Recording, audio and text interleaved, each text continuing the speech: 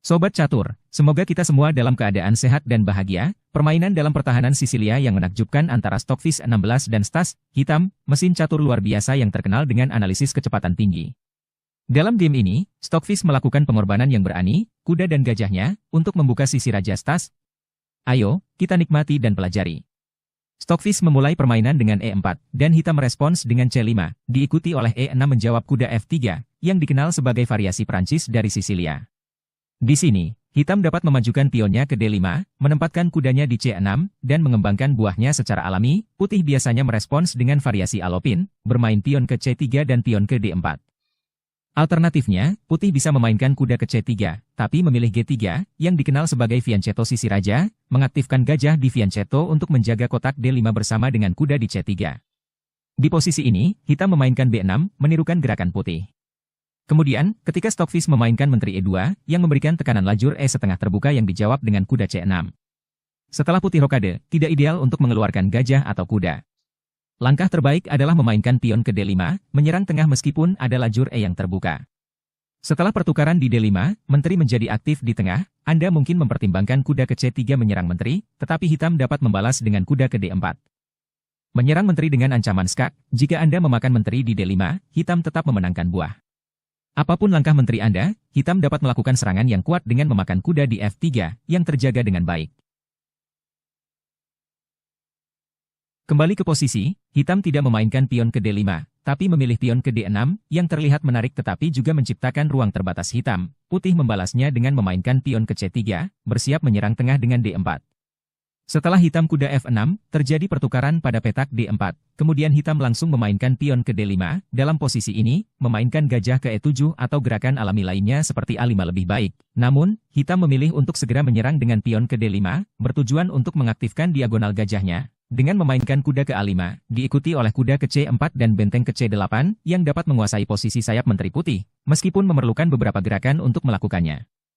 Memainkan D5 juga menciptakan kelemahan pada kotak E5 dan C5, sehingga mendorong Putih untuk bermain pion ke E5 untuk mengunci posisi dan mendapatkan lebih banyak ruang di papan. Sekarang, dengan kuda diserang, beberapa orang mungkin mempertimbangkan untuk bermain kuda D7, tetapi hal itu dapat menimbulkan kerentanan di sekitar diagonal gajah dan posisi Hitam secara keseluruhan.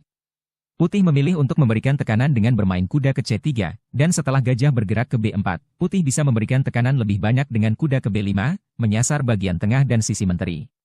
Terlepas dari langkah Hitam, apakah itu kastil atau A6, Putih terus memberikan tekanan dengan memainkan gajah ke G5. Menyerang menteri. Meskipun gajah Hitam kembali ke E7, Putih masih bisa menyerang dengan kuda ke D6, menahan gajah menjaga menteri. Setelah benteng Hitam bergerak ke B8, Putih dapat memakan gajah dan mendapatkan pos terdepan yang kuat D6 di tengah. Kembali ke posisi, kuda ke D7 bukanlah langkah yang tepat, malah, menggerakkan kuda kembali ke G8, posisi awal, untuk memainkan kuda ke E7 dan kuda ke F5 akan menjadi lebih aktif dan membuka diagonal menteri. Setelah kuda Putih ke C3, gajah Hitam ke B4, dan gajah Putih ke G5 menyerang menteri. Beberapa mungkin mempertimbangkan untuk bermain pion ke F6, tetapi itu tidak efektif karena pion dimakan dan mendapatkan keuntungan menteri mengancam untuk memakan pion di E6. Sebagai tanggapan, Hitam memblokir serangan dengan kuda ke E7, menunjukkan potensi pergerakan ke F5 atau G6. Setelah Putih memindahkan kuda ke B5, menjadi jelas bahwa kuda Putih mengendalikan petak yang lemah di sisi menteri. Putih bahkan mempertimbangkan untuk bermain pion ke A3 untuk menghilangkan gajah kotak gelap. Hitam menjalankan pion ke H6 untuk mengusir gajah Putih lebih dahulu, mendorong Putih menjalankan pion ke A3, membuat gajah Hitam terjebak. Dengan gajah Hitam dikeluarkan dari permainan, Putih mendapatkan kendali atas petak D6 untuk kuda. Setelah pertukaran terjadi, petak D6 menjadi pos terdepan yang kuat bagi kuda Putih, dan benteng Hitam menguasai lajur H yang terbuka. Ketika kuda Hitam kembali ke C8 untuk mengontrol petak D6, Putih memainkan H3 dan mempersiapkan menteri ke D2 untuk menyerang pion G5. Hitam merespons dengan pion ke A6, kuda Putih ke A3 dan setelah kuda Hitam memakan pion B4. Putih memanfaatkan kesempatan untuk menyerang dengan menteri ke D2, mengincar kuda dan pion secara bersamaan. Hitam melanjutkan pion A5, kuda Putih memakan pion G5, dan gajah Hitam ke A6 untuk mengancam benteng. Petak D3 menjadi rentan yang dapat ditempati oleh kuda Hitam, dan Hitam bisa menambah tekanan dengan memainkan kuda ke E7, selanjutnya ke F5 dan benteng ke C8 untuk mengontrol lajur C yang terbuka. Putih bertahan dengan memainkan benteng ke C1 dan setelah kuda Hitam ke E7 kemudian kuda Putih kembali ke C2, menawarkan pertukaran kuda, yang ditolak Hitam, kuda Hitam ke C6. Putih memainkan pion ke H4, menyiapkan kuda memakan pion di E6 atau F7 setelah gajah ke H3. Hitam memulai pertahanan dengan menteri ke D7 dan kemudian memainkan benteng ke C8, setelah putih menjalankan kuda ke E3. Ketika putih memainkan gajah ke H3 untuk menekan pion E6, putih memperkuat tekanan dengan menjalankan kuda ke G2 dan selanjutnya kuda ke F4 untuk meningkatkan tekanan pada E6, yang melemahkan struktur posisi hitam. Setelah raja bergerak ke F8, putih memainkan benteng ke A3 untuk mendukung serangan ketika di C3. Selain itu, benteng putih bisa berpindah ke F3 untuk menargetkan sisi raja. Setelah raja bergerak ke G8, benteng bergerak ke B3, dan setelah benteng hitam ke B8, kemudian benteng putih ke C3, menciptakan tekanan pada kuda. Pion hitam ke A4 secara strategis menguasai petak B3, membatasi pergerakan pion putih dan dapat menempatkan gajah di C4 untuk memblokir benteng putih di lajur C. Setelah kuda putih mundur ke G2 dan benteng bergerak ke H6, putih memilih kuda kembali ke E3 dan kemudian kuda ke G4 untuk menyerang benteng. Setelah gajah hitam bergerak ke B5. Hitam memindahkan bentengnya ke H8, satu-satunya pilihan yang bisa dilakukan. Setelah putih memindahkan kuda ke F3, menterinya memperoleh diagonal terbuka. Dan setelah raja bergerak ke F8, putih berhasil melakukan langkah berani dan strategis dengan kuda ke F6, mengorbankan kuda, karena jika hitam berani memakannya dengan pion, maka putih dapat dengan mudah memakannya kembali, memaksa kuda hitam bergerak, dan bila kuda bergerak ke G6, putih dapat memulai serangan dengan memainkan menteri ke G5. Menyadari bahwa pion H5 akan datang, dan kuda hitam harus mundur untuk menjaga posisinya, itulah sebabnya setelah itu benteng bergerak ke petak G8. Putih bisa memainkan pion ke H5, menyerang kuda. Kuda hitam tidak memiliki petak aman, memaksanya kembali ke H8 untuk berlindung. Setelah menteri putih melakukan skak di H6, raja ke E8. Putih menambah tekanan dengan memakan kuda di C6 dengan benteng. Hitam mencoba mempertahankan buah dengan mundur ke petak-petak yang buruk dan putih mengorbankan buah-buahnya seperti Mikhail Tal pada permainannya. Tal sering mengorbankan buahnya, namun masih berhasil melakukan skakmat lawan hanya dengan pion. Setelah gajah memakan benteng di C6, kuda putih bergerak ke E5, mengancam menteri dan gajah hitam. Setelah menteri hitam ke B7, menteri putih ke H7 dan benteng G ke F8, benteng putih memakan gajah di C6. Jika benteng ke C8 untuk menghilangkan benteng. Benteng putih dapat memakan pion E6 karena menteri hitam dipin, yang menghasilkan keunggulan untuk putih. Pada titik ini, kita melihat bahwa memakan kuda dengan pion tidak mungkin. Setelah itu, menteri berpindah ke B7. Dapat dilihat bahwa putih memulai tekanan lebih lanjut dengan memainkan kuda ke G5. Bertujuan untuk memberikan lebih banyak tekanan pada struktur tengah.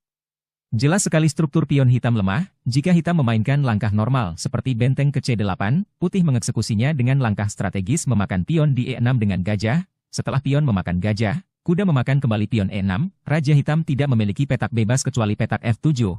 Setelah putih melakukan skak dengan kuda ke G5 dan raja hitam mundur kembali ke F8. Putih memainkan menteri ke F4, raja hitam lumpuh dan tidak bisa bergerak karena kuda. Jika kuda hitam bergerak ke D8 untuk menjaga petak F7, putih memakan benteng di C8. Setelah benteng dimakan kembali oleh kuda, kuda putih memakan pion di D5 dengan skak.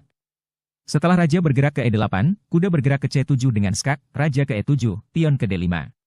Buah putih, kuda, benteng, dan pion secara bersama-sama menyerang raja hitam untuk menuju akhir permainan. Kembali ke posisi, bukannya bermain normal atau strategi biasa lainnya, hitam memutuskan untuk memainkan G memakan F6, setelah pion E memakan pion F6. Dalam posisi ini, beberapa orang mungkin menjalankan kuda ke G6, yang tampaknya alami dan logis. Namun putih dapat memberikan tekanan lebih besar dengan memainkan gajah di F1, menawarkan pertukaran gajah. Setelah pertukaran hitam mungkin mempertimbangkan untuk memainkan benteng ke C8, tapi putih bisa menguasai posisi Anda dengan memainkan menteri ke C2, menciptakan 3 buah untuk serangan berat sepanjang lajur ini.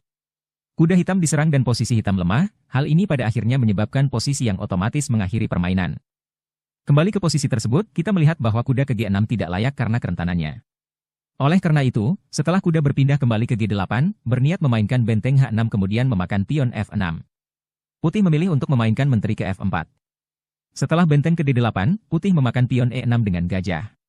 Jika hitam memakan gajah di E6, putih akan memakan pion E6 dengan kuda, menggarpu benteng hitam dan raja secara bersamaan. Setelah raja bergerak ke E8, putih akan melakukan skak lagi dengan memainkan kuda ke C7, memaksa raja hitam bergerak dan putih memakan gajah dengan mudah di petak B5. Pada titik ini, kuda hitam diserang. Dan apapun gerakan hitam, apakah memilih benteng ke C8 atau tidak. Menteri putih dapat memulai serangan dengan bergerak ke D6, meningkatkan tekanan terhadap kuda hitam dan menyerang raja hitam secara bersamaan. Jika hitam mencoba menyelamatkan kuda dengan bermain ke A5, putih akan memulai serangan dengan memainkan benteng ke C7, membuat hitam kewalahan karena benteng putih mengontrol baris ke-7, meningkatkan serangan putih. Melihat semua variasi, jika F mengambil E6 tidak dimainkan, dengan memilih benteng ke H6, permainan tersebut tentu arahnya berbeda. Pion F6 putih diserang oleh kuda dan benteng. Pada posisi ini, jika kuda memakan pion F7, hitam akan meneruskan dengan benteng memakan pion F6, menyerang kuda dan menteri secara bersamaan, kuda di C6 melindungi benteng di D8, itulah sebabnya, sebelum memakan pion di F7, jika putih harus memakan benteng dengan kuda, kuda yang melindungi benteng di D8 dimakan terlebih dahulu dengan benteng. Ide di balik gerakan ini adalah setelah hitam memakan benteng di C6, putih dengan mudah mengambil pion hitam.